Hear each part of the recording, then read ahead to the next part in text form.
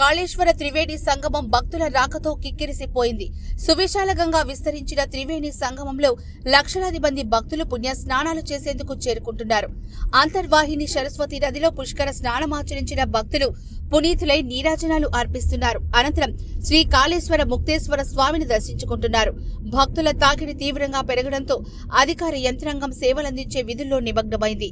త్రివేణి సంగమంలో ఏర్పాటు చేసిన పుష్కర ఘాట్ల వద్ద అధికారులు భక్తులు ప్రమాదాలకు గురికాకుండా పగడ్బందీ చర్యలు చేపట్టారు.